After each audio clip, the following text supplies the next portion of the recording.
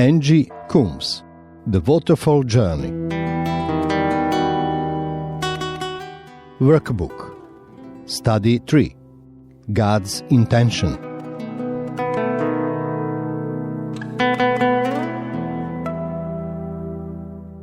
This study explores the relationship that God intended to have with His children, where all that was needed for sustaining life in abundance flowed from the Father, where life and relationships were complete in the overflow of love, where identity was secure. The key thought is, I know whose I am. The authority of Jesus flowed out of this, knowing who He was, what He came for, and in whose strength He was doing it. Plus, He abided in the knowledge of the absolute love of the Father. Things make sense when we have the same perspective. Understanding the significance of the place is a revelation. When we abide in the waterfall, it is a place. Within its defined borders, we are who God says we are. We are connected. We are back into spirit-to-spirit communication with the Father, just like Jesus was.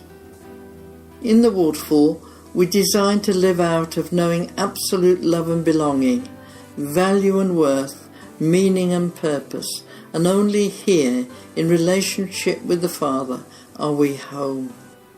Our love tanks can be full. People's experience may be far from this, but transforming our inner stories is God's heart. He will lead each one of us on a pathway of healing and intimacy, if only we are willing. So in this study, we're going to explore how our relationship with the Father drives God's story, how we are born to be confident of our identity and the love of the Father, and how we are destined to be key players in God's story. Let's begin by reading Genesis chapters 1 and 2 to get the overview of God's intention. And then consider. It begins in beauty and harmony with the perfect relationship between God and His children. In Genesis 2 and verse 7, we have witnessed the intimate way that the Father gives life to His desire for a family. He bends, He gathers, He breathes, and with His life He gives us life. This means we share God's DNA, nature and character. We are family, image bearers. God had set Adam and Eve in the Garden of Eden. God created the best He had for them. God is love, and in this second subplot of His story, love is the driving force for the Father to create His family in His image.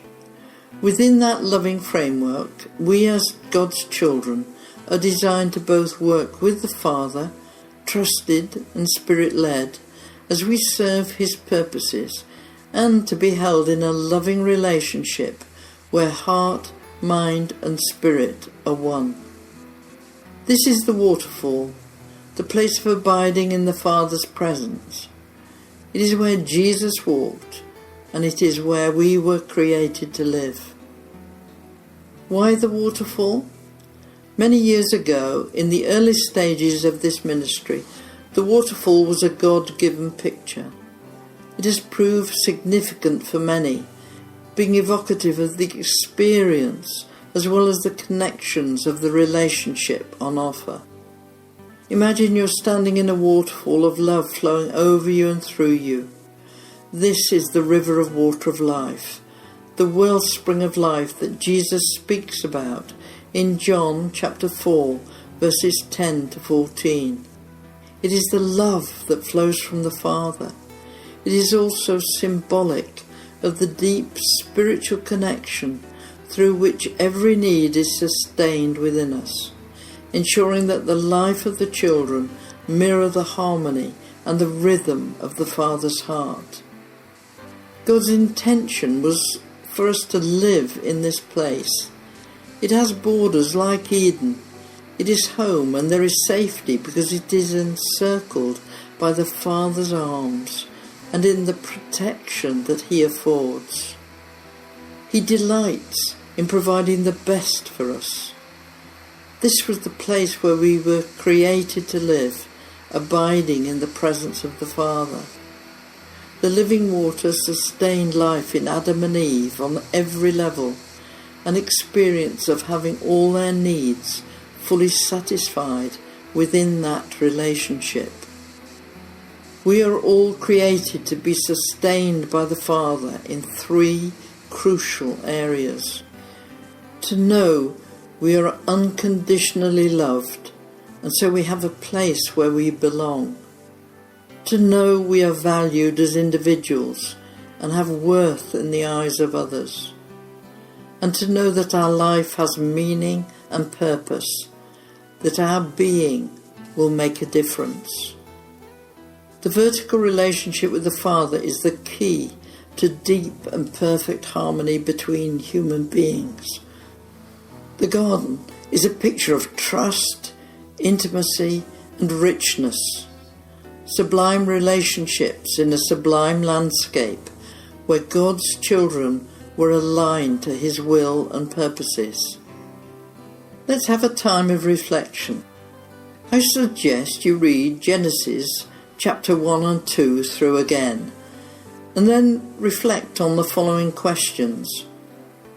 As we said last time, you may find it helpful to make written notes and then reflect in the presence of the Holy Spirit. As we cannot emphasize enough, it is He who will lead you.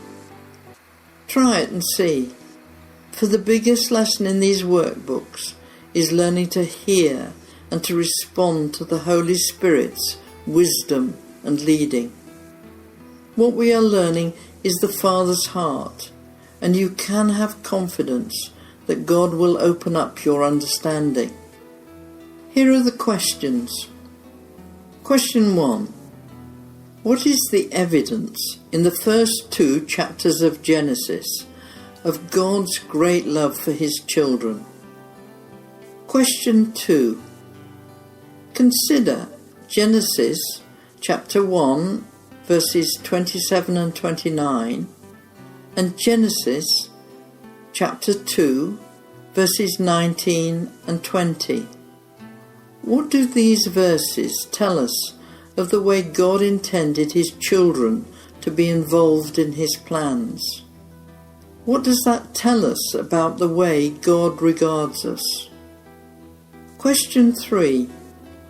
Now consider the life of Jesus as He walked on the earth.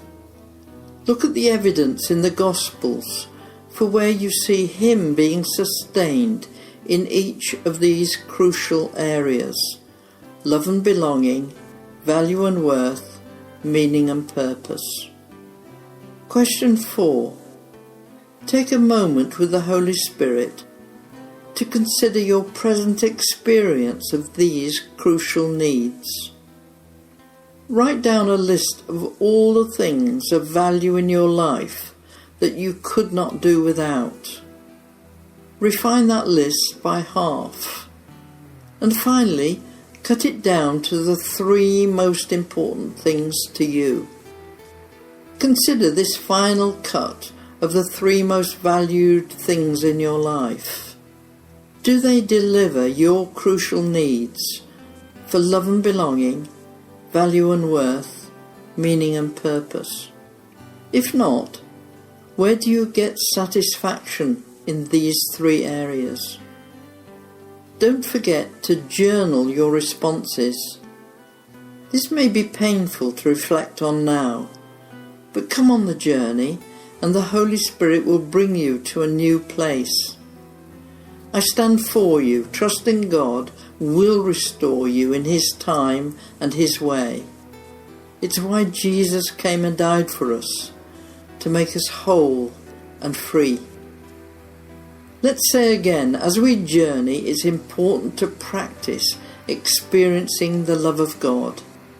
The Waterfall journey is not based on who we might feel God is, but rather it rests on the character of God, his nature and his word. He cannot act outside these truths. His very essence is love. A relationship with God is not just about facts, but about understanding and experiencing his love. So imagine you're standing under that waterfall of love. Stand in the shower and let the love of the Father flow over you and through you. This is not just a trickle, but a thundering, drenching cascade, bigger than every waterfall on earth. Love for you.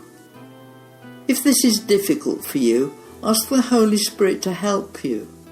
Practice. Stand under the shower and imagine the water as love. What you feel does not count.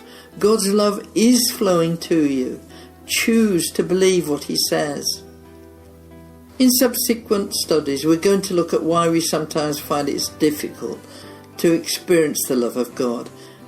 And as we're willing to embark on a journey with the Holy Spirit of inner healing, God will in his time remove the barriers that hinder us. Follow with hope if you struggle with this. So this week's challenge, ask the Holy Spirit to reveal the love of the Father to you and to help you receive his truth in your heart.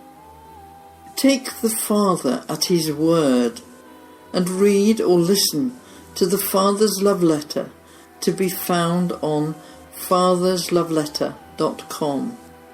And verse by verse, choose to believe its contents. God cannot lie.